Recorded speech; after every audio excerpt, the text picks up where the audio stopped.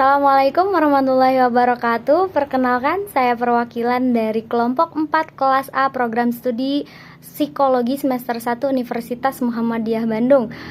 Pada kesempatan kali ini saya akan memaparkan laporan hasil wawancara yang telah saya lakukan bersama teman-teman saya pada tanggal 6 Januari 2023 bersama salah seorang pengusaha muslim yang ada di bidang psikologi, yaitu Bapak Frandika Dwi Arma.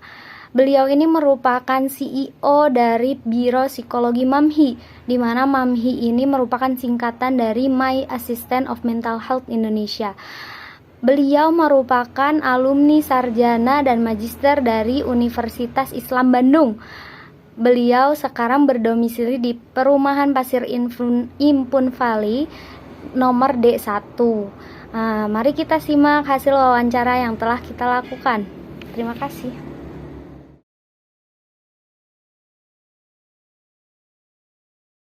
Pengalaman dari lulus sarjana, saya bekerja di salah satu pusat tumbuh kembang di namanya Indigrow Child Development Center. Di sana menangani anak-anak berkebutuhan khusus. Sekitar 3 tahun saya di sana. Saya lebih banyak memang karena memang passionnya di area itu, klinis anak. Kebetulan skripsi saya juga dulu terkait dengan anak hiperaktif, anak ADHD. Jadi memang terjun. Setelah itu saya melanjutkan kuliah lagi, sekitar 3 tahun mengalami kerja di sana.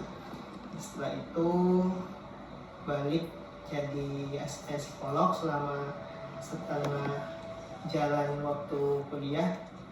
Habis itu baru lulus, ya balik kembali kerja. Sebetulnya di tempat itu di bawah naungan ada namanya NBP, Neuro Behavioral Pediatric.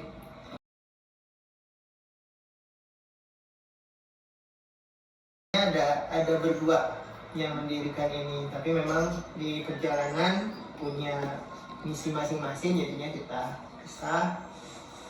Ini didirikannya sebelum ada kita bangunan ini. Sebetulnya kita memang dulu ada di rumah sana tempatnya. Jadi dulu sebelum ini sebetulnya sebelum jadi biro itu wadah tempat kita belajar sama-sama. Jadi didirikannya itu 2015. Karena sering sharing, jadi wadah untuk belajar, wadah tempat saling sharing tentang ilmu pengetahuan. Akhirnya kita coba bikin wadah itu. Setelah itu akhirnya lama-kelamaan, karena kan kalau di kampus sendiri kan kita udah dapat praktek sih ya, tapi masih ngerasa kayaknya kurang nih untuk ketika kita nanti terjun ke lapangan. Kayaknya kita perlu pengalaman yang lebih banyak supaya lebih mantap gitu. Nah, jadi makanya ada wadah itu, akhirnya terus bergulir. Lama-kelamaan kan ada yang konsultasi, walaupun itu juga maksudnya kita masih di bawah supervisi para senior psikolog dulu, seperti itu. Jadi ada yang memang mensupervisi kita. Jadi kita ketika menghadapi orang itu tidak sembarangan. Jadi ada arahan-arahan tertentu. Kalau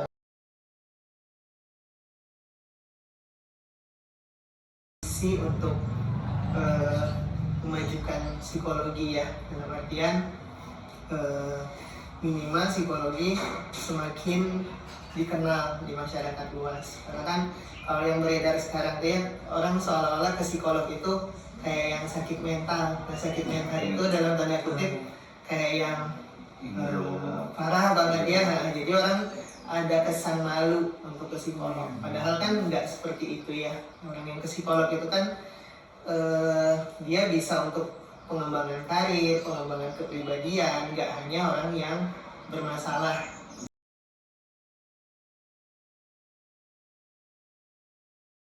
Ada asosiat itu psikolog juga yang membantu untuk mereka menangani klien-klien yang ada di sini. Nah, kita lihat ketika memang mereka secara mental sedang bermasalah, kita nggak membolehkan mereka untuk menangani klien. Mending istirahat dulu, mending diselesaikan dulu masalahnya, seperti itu, karena itu akan terbawa. Ada yang namanya world view itu jadi segala sudut pandang dia, permasalahan dia itu bisa terbawa ke dalam ketika dia menangani orang lain. Padahal kan nggak boleh. Kita ketika menangani permasalahan itu harus objektif, harus sesuai berdasarkan data yang sudah kita dapat dari klien itu sendiri, seperti itu, bukan berdasarkan pengalaman pribadi kita, seperti itu. Ya, artinya memang sebagian besar itu juga menjadi tanggung jawab. Maksudnya kita ketika sebagai orang tua akan mendidik, melatih itu dari kecil, seperti itu. Nah, itu akan lebih tertanam sebetulnya pada anak-anak ketika dia memang dikembangkan kemampuannya untuk peduli kepada orang lain. Ketika dia peduli kepada orang lain, itu kan perlu di pembiasaan lagi ya, pembiasaan, dan memang memberikan juga reinforce biasanya kepada anak-anak itu. Wah, hebatnya kamu udah ngebantu, hebatnya kamu udah berbagi sama temanmu, seperti itu. Biasanya itu akan oh iya ya, ketika aku berbagi, aku bantu orang lain, itu ternyata bikin orang tua aku senang, bikin orang lain jadi senang, gitu ya. Biasanya nilai-nilai yang tertanam juga.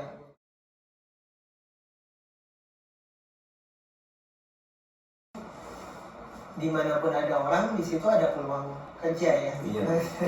Karena kan psikologi selalu berhadapan dengan orang yang membutuhkan, seperti itu. Kalau peluang sih, saya nggak bisa, maksudnya itu balik lagi ke passion masing-masing ya, karena sangat luas sekali gitu. Itu akan kembali ke passion, apa yang kamu minati sebetulnya, dan apa yang menjadi potensi dari diri kita masing-masing. Misalnya ya kayak saya kan memang senang ya ke dunia anak, seperti itu, ke bidang anak-anak berkebutuhan khusus, seperti itu. Nah, itu artinya ada yang perlu kita bawa potensi-potensinya. Misalnya kalau menghadapi bidang ini ya, kamu harus punya sikap yang lebih sabar dibanding orang-orang yang kerja di bidang lain, mungkin seperti itu.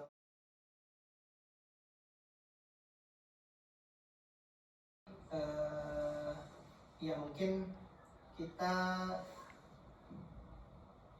sudah banyak, alhamdulillahnya ya, banyak untuk membantu klien-klien yang memang membutuhkan secara individual. Kemudian kalau organisasi juga kita sudah bekerja sama dengan beberapa instansi pemerintahan maupun swasta, seperti itu.